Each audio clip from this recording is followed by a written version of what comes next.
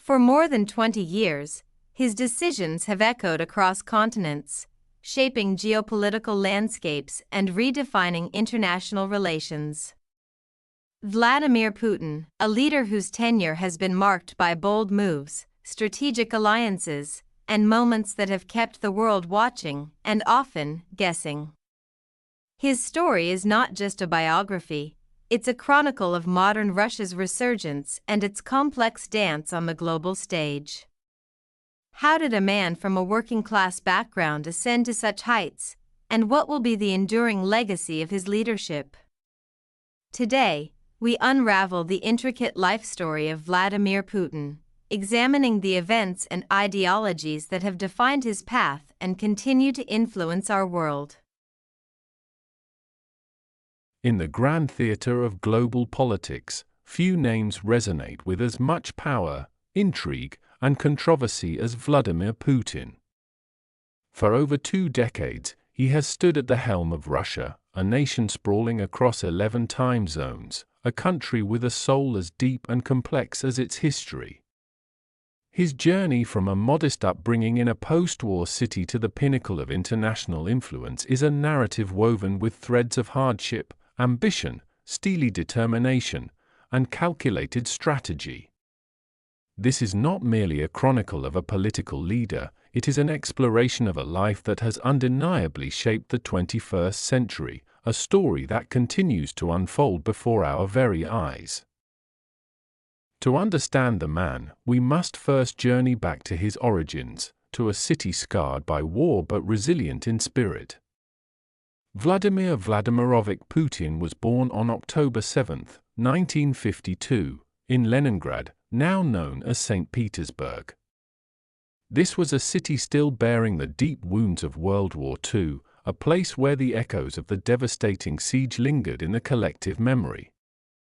He was the youngest of 3 children, but a profound sadness marked his early family life. His 2 older brothers had tragically died before he was born, one in infancy and the other during the siege. This left young Vladimir as the sole child of his parents, Maria Ivanovna Putina and Vladimir Spiridonovich Putin. His parents were working-class people. His father, a veteran of the war who had been severely wounded, worked in a factory. His mother, Maria, took on various low-paying jobs to help make ends meet, from a janitor to a factory worker. They loved their son deeply, but life was a constant struggle.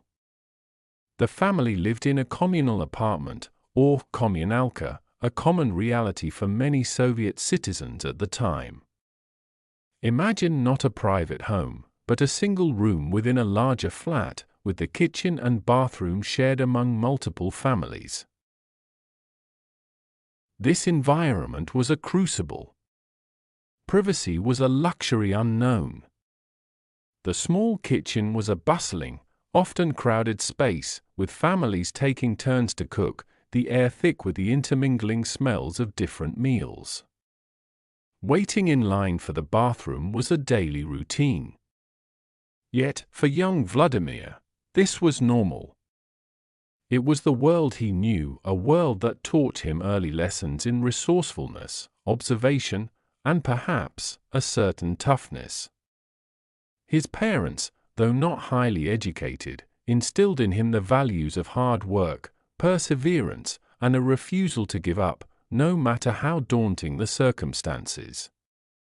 Little could they have imagined that their quiet, observant boy would one day command the destiny of their vast nation. Physically, young Putin wasn't an imposing figure. In fact, he was often described as small and skinny, especially when compared to other boys in his neighborhood. This made him a target for bullies. But Vladimir was not one to shrink away or be easily intimidated. Instead of succumbing to fear, these experiences ignited a spark within him, a resolve to become strong, to ensure no one could ever pick on him again. This pivotal decision led him, at the age of 12, to the world of martial arts. He began training in Sambo, a Soviet combat sport, and later, more famously, in judo. While other children might have dreamed of becoming doctors, engineers, or cosmonauts, young Vladimir harbored a different, more clandestine ambition. He was captivated by spy novels and movies, by tales of espionage and covert operations. His imagination was fired by the image of the KGB, the formidable intelligence agency of the Soviet Union. The KGB was an institution of immense power and mystique, and Putin yearned to be a part of it. He once famously recounted how, as a teenager, he even went to a local KGB office to inquire about how to join, only to be told that they didn't take walk-ins and that a law degree or military service would be beneficial. This encounter, far from discouraging him, only solidified his resolve. He understood that entry into such an elite organization demanded exceptional intellect, unwavering discipline, and a high level of education. So, he applied himself to his studies with renewed vigor. While not initially a standout student, he worked diligently to improve his grades. He also made the prescient decision to learn German, a skill that would prove invaluable later in his career. His focus was singular, his determination unwavering. The dream of the KGB was a powerful motivator, pushing him to excel. Life in the communal flat continued its rhythm. Mornings began with his mother waking early to prepare simple meals like bread with butter and tea in the shared kitchen, often navigating the logistical dance of stove time with other families. Vladimir would help with chores, acutely aware of the family's modest means. Luxuries like fancy toys or clothes were beyond their reach, but his sights were set on a far grander prize. Then, in 1975, upon graduating from university, his long-held dream materialized. Vladimir Putin was recruited into the KGB. For a young man from a poor, working-class background, who had grown up in the confines of a communal apartment, this was a monumental achievement. It was the culmination of years of focused effort, a testament to his unyielding ambition. He was now part of one of the most powerful and secretive organizations in the world. Putin's early KGB career was spent in counterintelligence. He worked diligently, learning the craft of espionage, operating behind the scenes to protect what he saw as his country's interests. His most significant foreign posting came in the 1980s, when he was stationed in Dresden, East Germany. This was during the height of the Cold War, a period of intense geopolitical rivalry between the Soviet Union and the West. In Dresden, he worked under diplomatic cover, his tasks involving intelligence gathering and cultivating contacts. It was here that he perfected his German language skills and gained first-hand experience of life outside the Soviet bloc, observing the dynamics of a different political and economic system. Being a spy in a foreign land was demanding, requiring discretion, adaptability, and a keen understanding of human psychology. Putin reportedly excelled in this environment. He was learning invaluable lessons in negotiation, risk assessment, and the art of navigating complex, often perilous, situations. These experiences in East Germany, in the shadowy world of intelligence, would profoundly shape his worldview and equip him with a unique set of skills that would later define his political career. This period was a crucible, forging the pragmatism and strategic acumen that would become his hallmarks. However, the late 1980s brought seismic shifts that would alter the global landscape and Putin's own trajectory. In 1989, the Berlin Wall, a potent symbol of the Cold War division, came crashing down. This event heralded the beginning of the end for the Soviet Union. The communist bloc in Eastern Europe crumbled, and within the USSR itself, centrifugal forces were tearing the Union apart. People were increasingly dissatisfied with the government, and the country was teetering on the brink of profound change. Putin, witnessing these events unfold from his post in Dresden, understood that the world he knew was rapidly transforming. In 1990, he returned to his hometown, Leningrad, which would soon revert to its historical name, St. Petersburg. The Soviet Union officially dissolved in December 1991. For Putin, an officer of the KGB, an institution intrinsically linked to the Soviet state, this was a moment of profound uncertainty.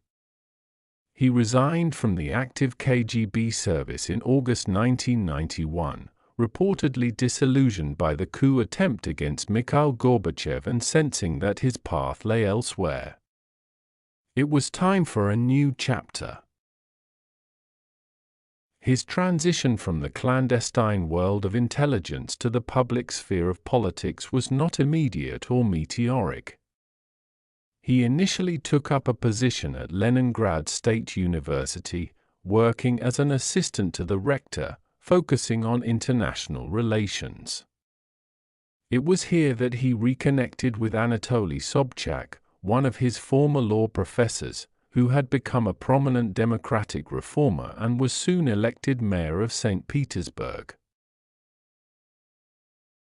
When Sobchak lost his bid for re-election in 1996, Putin, out of loyalty, also resigned from his post. Many might have seen this as a setback, but for Putin, it was another turning point. He was soon offered a position in Moscow, in the presidential administration of Boris Yeltsin.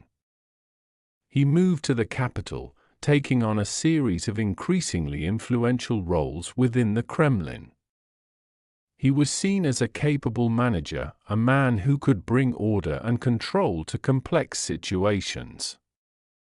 His rise was steady, propelled by his work ethic, his perceived loyalty, and his ability to deliver results. Then, on New Year's Eve, December 31st, 1999, Boris Yeltsin stunned the world by announcing his immediate resignation. In accordance with the Constitution, Prime Minister Vladimir Putin became the acting president of Russia. Suddenly, a man who, just a few years earlier, was a mid-level official, was thrust into the leadership of one of the world's largest nuclear powers. Many Russians, and indeed the world, knew little about him beyond his KGB past and his recent decisive actions regarding Chechnya. As acting president, Putin moved swiftly to consolidate his authority and project an image of strength and stability. He pledged to restore order, fight corruption, and rebuild Russia's economy and international standing. In March 2000, a presidential election was held, and Vladimir Putin won a decisive victory, securing his first full term as president of Russia. A new era had begun. The early years of Putin's presidency were marked by a concerted effort to centralize power and bring stability after the chaotic 1990s. He focused on strengthening the power vertical, ensuring that federal authority extended throughout the country's vast regions. He took on the powerful oligarchs, a group of immensely wealthy businessmen who had amassed fortunes and considerable political influence during the privatization drive of the Yeltsin years. Some were forced into exile, others had their assets seized, sending a clear message that the state, under Putin, would be paramount.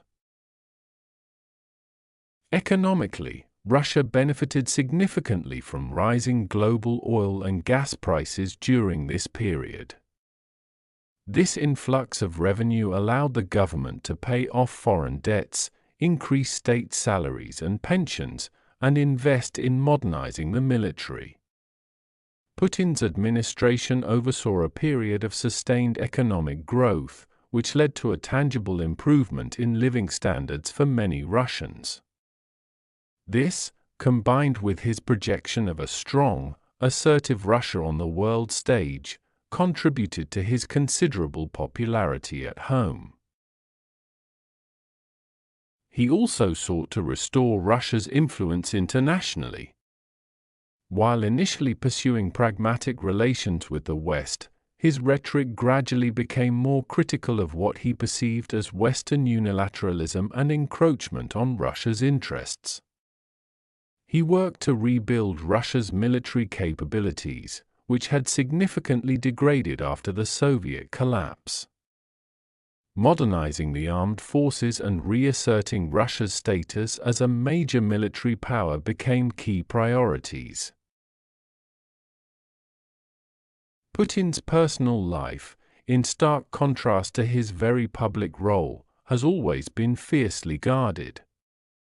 He married Lyudmila Shkrebneva in 1983, and they have two daughters, Maria and Katerina. However, his family was rarely seen in public, a deliberate choice he said was made to allow them to live normal lives, away from the glare of media scrutiny. In 2013, Vladimir and Lyudmila Putin announced their divorce, stating it was a mutual decision. Since then, speculation about his personal relationships has been rife, but he has consistently maintained a wall of privacy around this aspect of his life. While his personal life remained opaque, his public image was carefully cultivated. He projected an image of a vigorous, action-oriented leader. Photographs and videos often depicted him engaging in stereotypically masculine pursuits, practicing judo, horse riding shirtless in Siberia, flying fighter jets, diving in submersibles to explore shipwrecks, or tranquilizing tigers. These images were designed to portray him as strong, decisive, and physically capable, a leader in full control. He also maintained a disciplined fitness regime, reportedly starting his days with swimming and gym workouts. As he consolidated his power, controversies and criticisms also grew. Domestically, critics accused his government of curtailing media freedom, suppressing political dissent, and creating an environment hostile to opposition voices. The state's control over major television networks tightened, shaping the narrative presented to the Russian public. Internationally, his assertive foreign policy, particularly moves like the 2008 war with Georgia and, most significantly, the annexation of Crimea from Ukraine in 2014, drew widespread condemnation from Western nations and led to significant sanctions against Russia.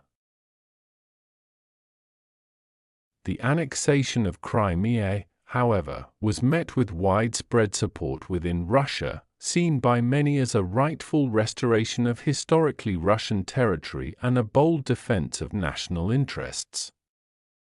It significantly boosted Putin's approval ratings at home, even as it plunged Russia's relations with the West to their lowest point since the Cold War. Putin's leadership style is often described as strategic, pragmatic, and highly centralized. He is known for his meticulous preparation, his deep understanding of issues, and his ability to remain calm under pressure. His KGB background is often cited as a formative influence, shaping his analytical approach, his discretion, and his emphasis on loyalty and control. He has cultivated alliances with countries like China, seeking to counterbalance Western influence and promote a multipolar world order where no single nation dominates. He has also focused on reviving a sense of national pride among Russians, emphasizing the country's rich history, cultural achievements, and military strength. Large-scale national projects, military parades, and the promotion of traditional values have been part of this effort. He created the Eurasian Economic Union (EAEU), an economic bloc of several former Soviet states, aiming to foster closer integration and strengthen Russia's regional influence. Throughout his long tenure, Putin has demonstrated a remarkable ability to adapt to changing circumstances and navigate complex challenges, from economic crises to geopolitical confrontations. He holds an annual direct line with Vladimir Putin, a marathon televised Q&A session where he answers questions from ordinary citizens, an event designed to show his connection to the populace and his grasp of their concerns. As his time in leadership extends, the legacy Vladimir Putin is building becomes a subject of intense debate. To his supporters, he is the strong leader who rescued Russia from the brink of collapse in the 1990s, restored its dignity and sovereignty, and made it a force to be reckoned with on the global stage. They see him as a patriot defending Russia's interests against a hostile West. To his critics, he is an authoritarian figure who has stifled democracy, suppressed freedoms, and pursued an aggressive foreign policy that has isolated Russia and created instability. They point to issues of corruption, human rights concerns, and the concentration of power in the hands of a few. Regardless of one's perspective, Vladimir Putin's impact on Russia and the world is undeniable. His story is one of extraordinary ascent, from the confines of a communal apartment to the commanding heights of global power. It's a narrative of resilience in the face of adversity, a relentless pursuit of ambition, and the strategic exercise of power. He has consistently emphasized the need for a strong, sovereign Russia, capable of determining its own destiny. His focus has extended beyond mere political survival. He has sought to shape a future where Russia plays a central role in a reordered world. He has championed investment in technology and innovation, reformed the education system, and worked to improve healthcare, particularly in remote regions, all with the stated goal of strengthening the nation from within.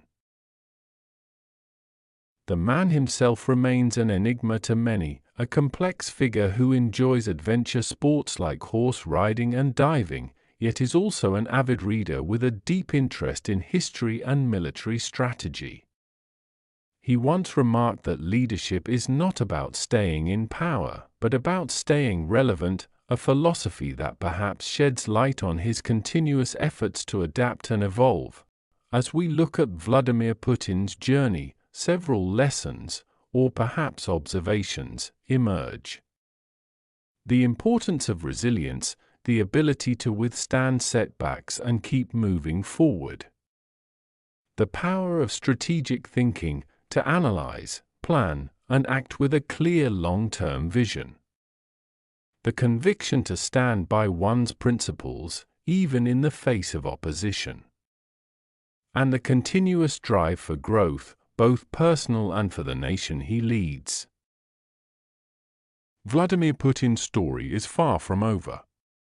It continues to be written on the global stage, a compelling, often controversial, saga of a leader who has left an indelible mark on his country and the world. His life serves as a powerful reminder that from humble beginnings, with unwavering determination and a clear vision, individuals can indeed rise to shape the course of history. The ultimate judgment of his legacy will be rendered by time, but his journey remains a fascinating study in power, ambition, and the enduring complexities of leadership.